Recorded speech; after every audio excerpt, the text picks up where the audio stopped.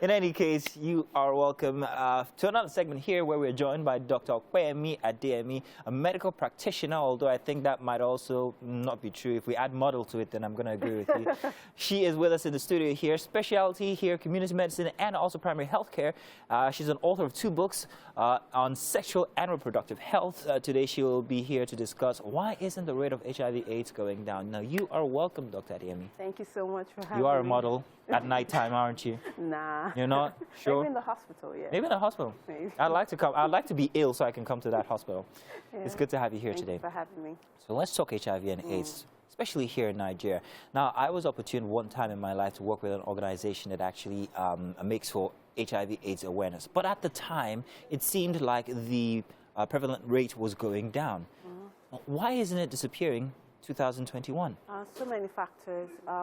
HIV, which is human immunodeficiency virus, which is also different from AIDS, which is the acquired immunodeficiency syndrome. The thing is, number one, testings. Yes, we talk about the importance of testings, but a lot of people don't know where to go.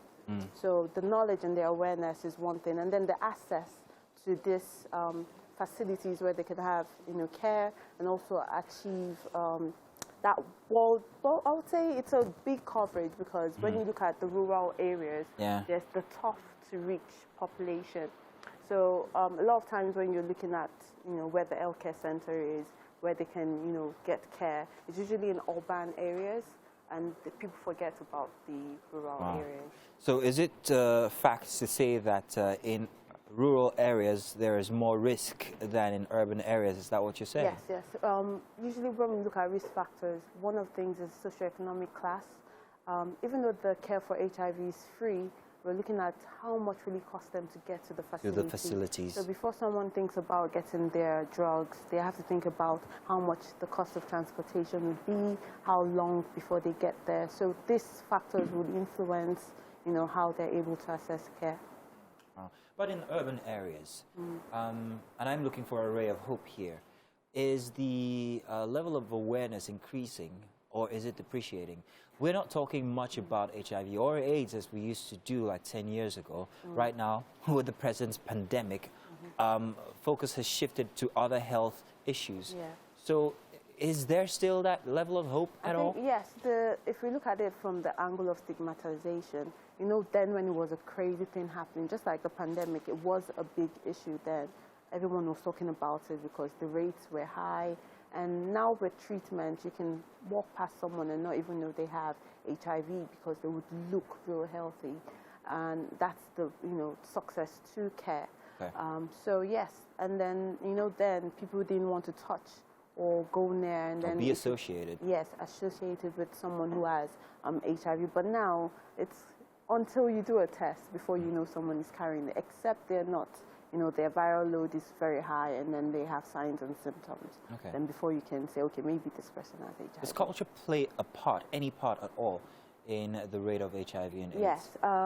One of the issues would be the fact that we still believe so much in things like herbal concussions and then spirituality as well. So you have someone who is doing well on, HIV medications, and then because they heard about one beautiful, magical herbal mixture, they decide to try that, and that affects their viral load. The thing is that what the drug does is to suppress the amount of, viruses in the bloodstream, even to a stage where it's undetectable.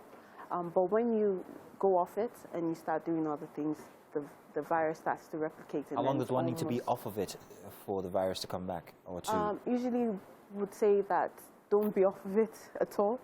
So I would like to emphasize that. But if you've been off of it for close to 3 months, it will start to show in your body. Okay. Now, are people living longer now with the advent of more research into retroviral drugs? Absolutely. So from before, we've heard stories of Magic Johnson, for instance, is an icon when it comes to sports and even in the discuss about HIV/AIDS. He's been on for a very long time on drugs, retrovirals. With his level of, let's say, affluence, you would imagine that he can afford such drugs. These drugs that are available to the ordinary person who is free. It's free, now, actually. It's okay, free. and the care and everything that goes with him. But Are these drugs the same?